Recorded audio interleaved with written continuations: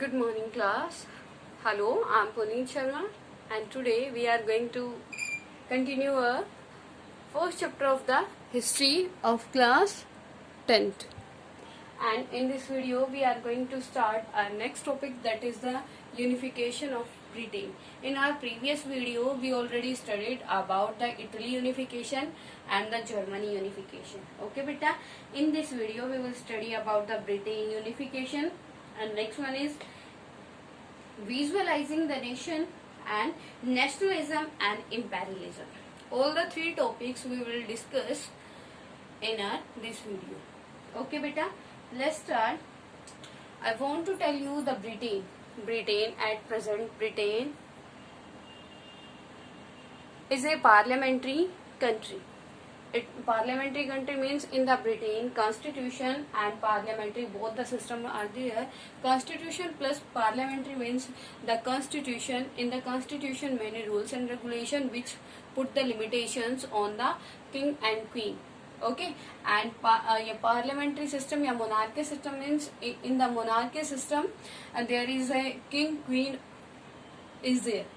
Okay, queen होता है इसमें आपकी monarchy system में, and in the parliamentary form where the national assembly where the legislature makes the rules and regulation and the head of the country having the only nominal power.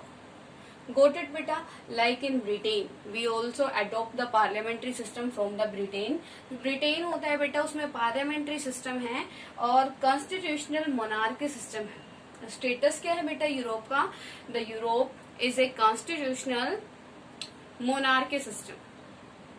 The Britain is based on the constitution and monarchy system. It means the legislature makes and rule and regulation for the complete country, but the head of the country is monarch. Okay, beta? Like in India, Prime Minister is the actual head of the country, but you can say the head of the country, the first man of the country is president. President having the nominal power, but in the actual all the powers of the president enjoying by the PM. Okay, beta? And in this video, we will study about the unification of the Britain, that how the Britain became Great Britain and United Kingdom. बेटा बहुत सारे time ऐसा होता है books में आपने Britain की जगह आपने ग्रेट ब्रिटेन रीड आउट किया होता है और यूके यूनाइटेड किंगडम रीड किया होता है. There are many reason. बेटा in this video we will study about all these reasons. Okay, that why we says that Britain is also the United Kingdom and also the Great Britain. Okay, beta. In 1688,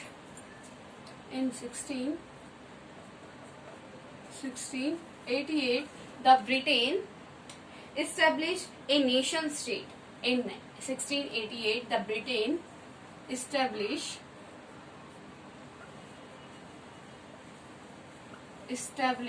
a state nation, a nation state. Nation state beta, nation state. Before the 1688, the Britain was divided into many parts. Many parts beta, one monarch was there, but in the society many types of people were there. ठीक है, लेकिन उनके बीच में मतलब वो एक king को follow करते थे. ठीक है बेटा, they were the follower of a king because the Britishers person having the faith in their traditions. जो ब्रिटेन के पर्सन है बेटा वो अपने ट्रेडिशंस में बहुत ज्यादा क्या करते हैं, फेथ रखते हैं. That's why at present also monarchy system is there. इसीलिए वहां पे क्या है, monarchy system अभी भी है. Okay, Britain constitution is beta oral constitution. Some rules and regulation are in the written form and some rules and regulation are not in the written form. ठीक है, all these types of rules and regulation which not in the written form are based on the traditions. जो Britain में जितने भी मतलब बहुत सारे rule regulation ऐसे हैं बेटा जो रिटर्न में नहीं है, लेकिन वो किसके ऊपर बेस्ड है, these all the rules are based on the traditions of the British. ठीक है बेटा। तो after the 1688 England establish as a nation state. After the 1688 in the Britain the national assembly formed, okay, and after national assembly becoming, the national assembly makes the rules and regulation for the complete country, okay beta, and the national assembly makes rules and regulation. According to these rules and regulation, the monarch have to do their work, ठीक है। it means you can say the national assembly put some limitations on the monarch of the Britain beta, ठीक है। After the 1688 the parliamentary seized the all power of the monarch। बेटा जो आपकी इसमें जो आपका कॉन्ट्रैक्ट हुआ था ब्रिटेन में, उसके अकॉर्डिंग क्या हुआ था, all the powers were seized by the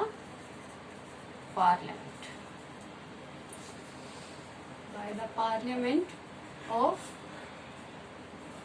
Britain monarch. बेटा इसके उसके अंडर क्या किया था कि जो मोनार्क की सारी पावर क्या थी वो सीज कर दी थी ब्रिटेन मोनार्क। क्लियर बेटा।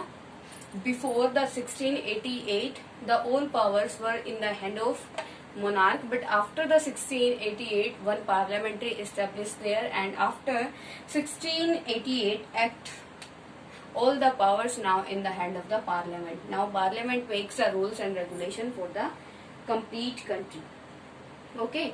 Next, the act of union, the act of 1707। according to act 1707 in the formation of the United Kingdom of Great Britain। बेटा इसमें क्या हुआ था, इसके अंदर जो आपका ब्रिटेन था, ब्रिटेन के साथ क्या अलाई हो गया था, plus Scotland.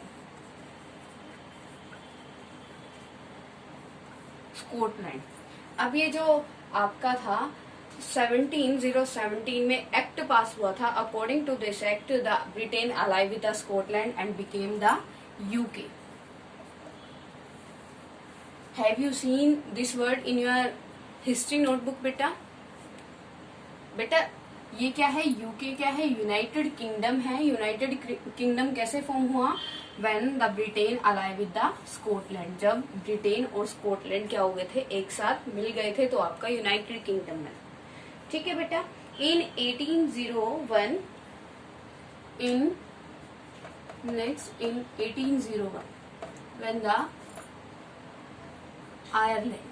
the Ireland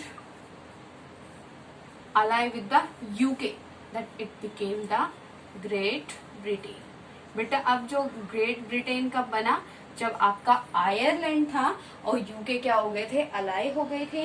in 1801 Ireland was forcibly taken by the British after the failed revolution. जो बेटा ये आपका फोर्सफुली जो ब्रिटेन है, ब्रिटेन से जो आपका आयरलैंड क्या हो गया था, डिफीट हो गया था। After defeating in the revolution the Britain forcefully ally with the Ireland. Okay बेटा, तो क्या बना था आपका ग्रेट ब्रिटेन बना था। जो ब्रिटेन है आपको मतलब उसने फोर्सफुली आयरलैंड को अपने अंडर कंट्रोल में ले लिया था। क्लियर बेटा ये कंसेप्ट, ठीक है। तो ये ऐसे आपका क्या बना, ब्रिटेन बना, ठीक है, कि ब्रिटेन ने बहुत सारी कंट्रीज को अपने अंडर कंट्रोल कर लिया। First of all Scotland, after Scotland Ireland, after ally with the Scotland and Ireland the Britain became the Great Britain, okay। And the second reason to say the Great Britain, that is because the Britain control many countries of the world, ठीक है। Like you can take the example of India. Before the 1947 India was under the control of Britain, okay बेटा। जो great Britain है, एक तो reason ये रहा उसने बहुत सारी कंट्रीज को मतलब उनके ऊपर रूल किया, ठीक है, मतलब उनको फोर्सफुली अपने अंडर इन्वॉल्व कर लिया डिफीट करके। सेकंड थिंग क्या रहा कि उसने बहुत सारी मतलब वर्ल्ड में सबसे ज्यादा कंट्रीज को अपनी कॉलोनी बनाया। That's why the Britain became the great Britain after 1801। Okay बेटा, a new British nation was founded through the propagation of a dominant English culture। Now I told you about the unification of the Britain. In the unification of the Britain, you read about the British, Scotland and Ireland. It means three different countries are there. Now in the Great Britain, three culture are there. First one is English culture, which beta English culture. Second one is Scottish culture. Third one is Irish culture. Beta, first of all you write down these notes in your notebook. Do fast beta.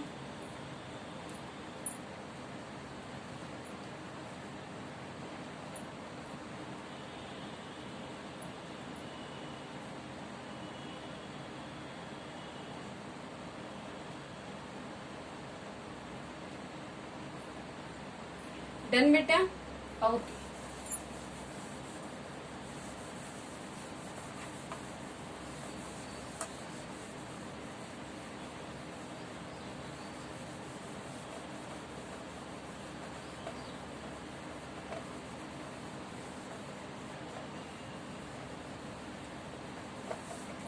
After becoming the Great Britain, there were three types society, three types population were there in the Great Britain. First one is English population. Second one is Scottish. Third one is Irish. ठीक है बेटा, three types culture was there in the great Britain. ठीक है, क्योंकि वहां पे तीन जो कंट्रीज थी बेटा, आपको स्कॉटलैंड, आयरलैंड, इन सबको अलाई करके फोर्सफुली उसने क्या किया था, अपनी कंट्री में उनको इन्वॉल्व किया था. तो तीन टाइप की आपकी पॉपुलेशन वहां पे रहती थी. And in the great Britain the dominance was there of the English culture. क्योंकि बेटा ये थे पावरफुल और इन्होंने इनको अपने अंदर अलाई कर लिया था फोर्सफुली. तो किसके वहां पे चलती थी, वो चलती थी आपकी इंग्लिश कल्चर की. The English culture was the dominant culture in the great Britain. Okay बेटा, अब वो जो कल्चर था वो दूसरे स्कॉटिश और आयरिश के साथ बहुत गलत ट्रीट करता था. ठीक है. In our next topic is visualizing the nation. Next important topic, visualizing in the nation.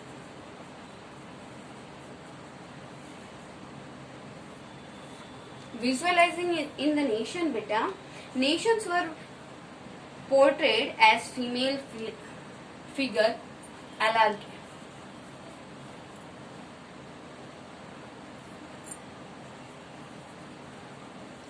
At that time many countries were there in the Europe. बेटा यूरोप में बहुत सारी कंट्रीज थी, like France, Germany and Italy. Many countries were there in the France. And at that time all the countries accepting the allergy. ये क्या होता है बेटा, एलर्जी होता है आपका, जैसे आपकी इंडिया की है भारत माता. उस टाइम पे बहुत सारी कंट्रीज ने अपने आप को क्या पर्सोनिफाई करना शुरू कर दिया एज ए फीमेल फिगर. वो एक पर्टिकुलर फीमेल नहीं थी उस कंट्री की, बस एक इमेजिनेशन थी. जैसे इंडिया की है भारत माता, तो उस टाइम पे बहुत सारी कंट्रीज ने अपनी पर्सोनिफाई किया एज ए फीमेल फिगर. ठीक है. The female from that was chosen to personify the nation did not stand for any particular women in real life. Rather it showed to give the abstract idea of the nation a concrete form. Okay, the female figure give the some emotions to you and you will follow the allergy of that country. मतलब जिस country के आप बेटा person हो, उस country के person को उस कंट्री की जो पर्सोनिफाई था उसको फॉलो करना होता था और उसके अकॉर्डिंग उस कंट्री के पर्सन में क्या होने, इमोशंस आने शुरू हो जाते थे. जैसे आप इंडिया के क्या हो, इंडिया की सिटीजन हो, इंडियन सिटीजन है हो, then you having the feeling of Bharat Mata. आपके लिए जो भारत माता को लेकर जो फीलिंग है वही क्या है बेटा, एक नेशनलिज्म है. That is your nationalism feeling. Okay, in France the allegory was marine, बेटा जो फ्रांस की एलेग्री थी, जैसे आपकी इंडिया की भारत माता है, फ्रांस की थी मैरीन और जर्मनी की थी आपकी जर्मेनिया। ठीक है, बाल in France the allegory was Marianne and in Germany the allegory was Germany, या सेकेंड है आपकी जर्मेनिया। ठीक है बेटा, and the last topic of this chapter that is nationalism and imperialism. Nationalism and imperialism, you can say colonialism.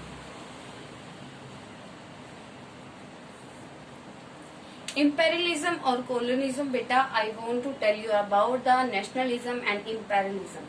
Nationalism बेटा a feelings towards their nation, and imperialism is a negative result of the nationalism. Nationalism बेटा क्या होता है, अपनी country के लिए कुछ emotions का होना, लेकिन when the emotion became the over control that it will be give the negative aspects, negative effect to another. ठीक है, अब क्या होता है, जब आपका कोई इमोशंस ओवर कंट्रोल हो जाता है तो वो नेगेटिव एस्पेक्ट्स देता है, नेगेटिव इफेक्ट देता है। The imperialism was the negative effects या aspects of the nationalism. How बेटा, अब वो क्या था, जो सिटीजन्स थे, the citizens of the countries having the nationalism towards their country, लेकिन उन्होंने क्या किया था, they wants to improve their condition, they wants to improve their country condition, that's why they start the imperialism. ठीक है, इसीलिए उन्होंने क्या करना शुरू कर दिया, इंपेरियलिज्म करना शुरू कर दिया, कोलोनिज्म करना शुरू कर दिया। You know about the imperialism बेटा। इंपेरियलिज्म क्या होता है, इंपेरियलिज्म होता है जैसे आपकी कोई कंट्री है और आप अपनी कंट्री के एरिया को, ज्योग्राफिकल बाउंड्रीज को क्या करना चाहते हो, इंक्रीज करना चाहते हो। ठीक है, like you can take the example of at present the China occupy the Kashmir. ठीक है, जो चाइना क्या करना चाहता है, ऑक्यूपाई करना चाहता है कश्मीर को। ठीक है, तो वो क्या कर रहा है, कश्मीर को इंडिया से लेकर अपने एरिया में इन्वॉल्व करना चाहता है। तो वो क्या है बेटा, इंपेरियलिज्म है। ठीक है, इंपेरियलिज्म जहां हम अपनी लैंड बाउंड्री को क्या करते हैं, इंक्रीज करते हैं। क्लियर बेटा। Like I want to tell you the second example of imperialism of colonialism. The India was the colony of Britain before 1947. ठीक है, because before 1947 the India was under control of the British rule. ठीक है बेटा, at that time the Balkans comprised modern day Romania, Bulgaria, Albania, Greek, Macedonia, Bosnia etcetera. बेटा जो आपकी क्या है, जो आपके बाल्कन्स है, बाल्कन्स बेटा when the USSR disintegrate, at that time 3 main groups were there. Out of 3 Balkans was one. ठीक है, बाल्कन उनमें से एक था बेटा। उसमें एट प्रेजेंट जो आपकी रोमानिया है, बुल्गारिया है, अल्बानिया है, ग्रीक, ये सारी कंट्रीज उसके क्या थे, उसके अंडर जो स्टेट्स थे, उसमें जो इन्वॉल्व स्टेट थे वो है बेटा आपके बुल्गारिया, रोमानिया, अल्बानिया और ग्रीस एटसेट्रा। ठीक है बेटा, Balkans was the region of geographical and ethnic variation was under the control of the Ottoman empire. At that time, the Balkan state was the under of Ottoman state. The idea of the romantic nationalism made the region very explosive. At that time, the Balkans public was very impressed by the nationalism. They were having the nationalism feeling. ठीक है बेटा, और उस time पे उनके मन में जो सबसे पहले जो आपका इंपेरियलिज्म स्टार्ट किया बेटा, वो किसने किया, बाल्कन स्टेट में। ठीक है, उस टाइम पे बाल्कन के ऊपर ओटोमन स्टेट था और ओटोमन एम्पायर का रूल था, और वहां की पब्लिक किसके नेशनलिज्म से बहुत ज्यादा इम्प्रेस थी. They wants to do something for their country. Okay बेटा, the Balkan state were fiercely jealous of each other and each hoped to gain more territory at the expense of each other. At that time, the Balkan wants to improve their condition and wants to increase their geographical area also. That's why the Balkan attack on many countries and involve them in the Balkan forcefully. ठीक है बेटा? European powers were also looking for the extend their control over the area. This led to a series of wars in the region and finally resulted in the First World War. बेटा ये जो region बना first world war का region क्या बना? Because the Balkan state wants to increase their geographical territory.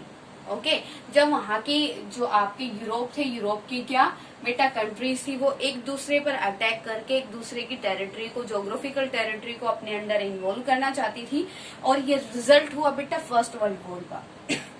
Clear to everyone? In the 1814 to 1888 your world war was going on. ठीक है, आपका जो टाइम पीरियड है फर्स्ट वर्ल्ड वॉर का 1814 to 1818. ठीक है, आपका जो वो फर्स्ट वर्ल्ड वॉर था वो 4 ईयर तक कंटिन्यूअसली चलता रहा बेटा. और वो रीजन क्या था? बट वो was the reason behind the first world war because at that time the European countries wants to increase their geographical area. For increasing their geographical area, they wants to attack on another country, and in the reply of the attack, the another country also attack on them. Okay, ये था बेटा आपका first chapter. Now first chapter complete of history class 10th. If any student any type of problem, then you can comment beta. Okay, and write down all the important notes of this chapter. Got it beta?